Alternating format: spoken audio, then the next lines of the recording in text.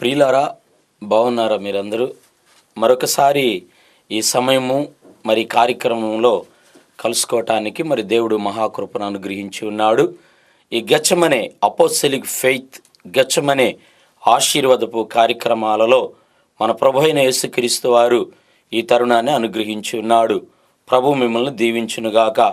ఈ వర్తమానము ద్వారా, ఈ కార్యక్రమము ద్వారా దేవుని యొక్క ప్రసన్నత, దేవుని యొక్క ఆశీర్వాదం మీ కుటుంబాల్లోనికి, మీ బిడ్డల మధ్యకు ఆయన నామంలో ప్రవేశింపబడునుగాక. దేవుని వాక్యాన్ని ఈ సమయం మనం ధ్యానించుకుందాం.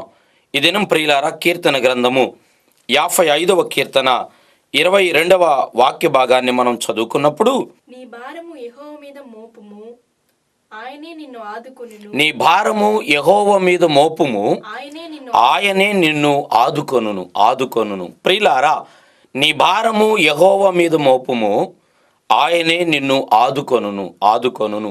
దేవుడు మనలను ఆదుకునేవాడు, దేవుడు మనలను ఆదరించేవాడై ఉన్నాడు. ప్రియులారా, దేవుడు ఆదుకొని ఆదరించే సమయ సందర్భాన్నే అక్కడ దేవుని వాక్యములో మనం చదివినప్పుడు, మనం భారం భరిస్తున్నప్పుడు, భారములో ఉన్నప్పుడు, కృంగి నలిగినప్పుడు మన భారాన్ని ఆయన అంటున్నాడు కదా, దేవుని మీద మోపమంటున్నాడు, ఆయన మీద మోపమంటున్నాడు. మన భారమును ఆయన మీద మోపినట్లయితే ఆయన మనలను ఆదుకునే దేవుడై ఉన్నాడు. ఈ సమయము దేవుని వాక్యాన్ని వింటున్న ప్రియ దేవుని బిడ్డలారా, దేవుడు ఈరోజు మీతో వాక్య భాగములో నుంచి మాట్లాడుతూ ఉన్నారు. అయితే మీరు ఏ భారాన్ని మోస్తున్నారో, ఏ భారము భరిస్తూ ఉన్నారో, ఎలాంటి భారములో మీరు కృంగి ఉన్నారో, ఈ వర్తమానము ద్వారా ఈ సమయము నీ కుటుంబంతో పరిశుద్ధాత్మ దేవుడు వాక్య భాగములో నుంచి మాట్లాడుతూ ఉన్నాడు. నీ భారమును మోసేవారు, నీ భారమును భరించేవారు, నీ భారములో నిన్ను ఆదుకునేవారు ఎవరు లేదని నీవు నిరాశతో కృంగి ఉన్నట్లయితే, సహోదరి సహోదరుడా, మిత్రమా, యవనస్తుడా యవనస్తురాలా, ఈ గెత్సెమనే ఆశీర్వాదపు కార్యక్రమాల ద్వారా ఆత్మదేవుడు మీతో మాట్లాడుతున్నాడు. మీ భారము ఆయన మీద మోపుము, ఆయన మిమ్మలను ఆదుకునే దేవుడై ఉన్నాడు.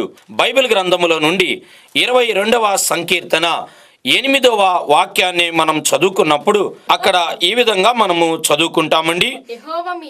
యెహోవా మీద నీ భారము మోపుము, ఆయన వానిని విడిపించినేమో, వాడు ఆయనకు ఇష్టడు కదా, ఆయన వానిని తప్పించునేమోనని అందురు. ఈ 22వ కీర్తన మొదటి భాగము నుండి మనం చదివినప్పుడు ఇది మన ప్రభు అయిన యేసుక్రీస్తు వారి యొక్క శ్రమల ప్రవచనమై ఉన్నది.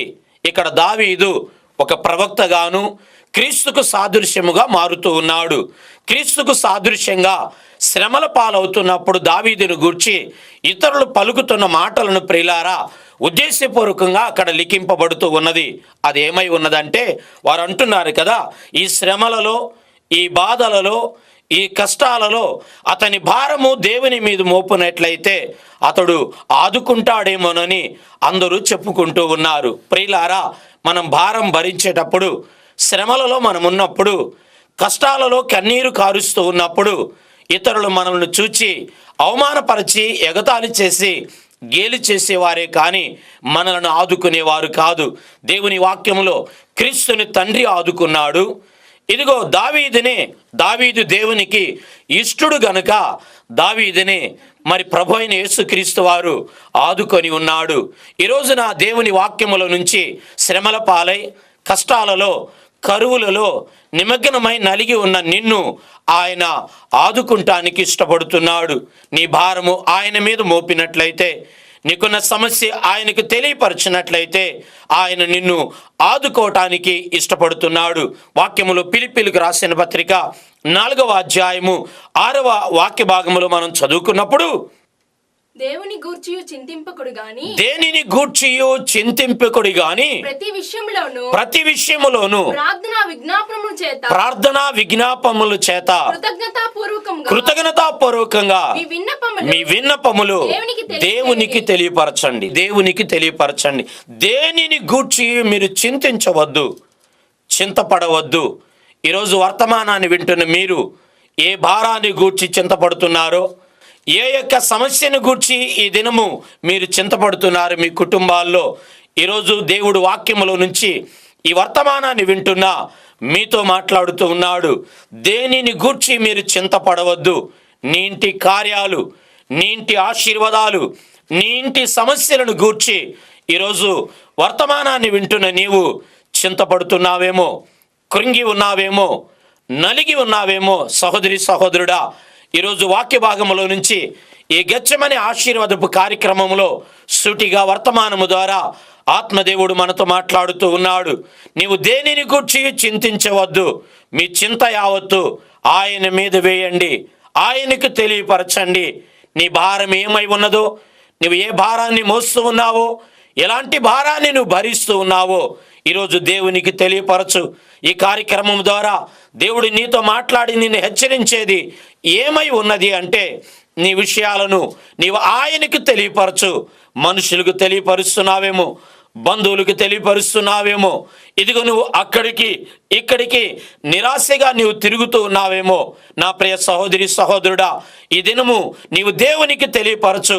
నీ కార్యక్రమం ఏమై ఉన్నదో, నీ అవసరత ఏమై ఉన్నదో, నీ అక్కర ఏమై ఉన్నదో, నువ్వు ఎలాంటి పరిస్థితి ప్రభావాలలో ఉన్నావో, నువ్వు ఎలాగ నలిగి నిరాశగా ఉన్నావో, నీ చింత యావత్తు ఆయన మీద వేయి. నీ భారాన్ని ఆయన మీద మోపు. నీవు ఆయనకు తెలియపరచినట్లయితే ఆయన నీ భారమును మోసేవాడై ఉన్నాడు. నీ భారమును ఆయన భరించే దేవుడై ఉన్నాడు. ప్రియులారా, ఈరోజు దేవుని వాక్యములో నుంచి చక్కగా ఆయన నీలో ఉన్న భారాన్ని గూర్చి ఈ కార్యక్రమం ద్వారా మాట్లాడుతూ ఉన్నాడు. ఈ రోజున ఎలాంటి భారాన్ని భరిస్తూ, ఎలాంటి భారమును మోస్తూ, ఎలాంటి భారముతో నువ్వు నలిగిపోతున్నావో నా ప్రియ సహోదరి సహోదరుడా, దేవుడు నీ భారమును ఆయన భరించి ఆయన నిన్ను ఆదుకోబోతున్నాడు. ఏదో భారాన్ని మోస్తున్నావు, ఏదో భారము నీకు చాలా బరువుగా ఉన్నది, ఏదో భారము నిన్ను కృంగదీస్తూ ఉన్నది.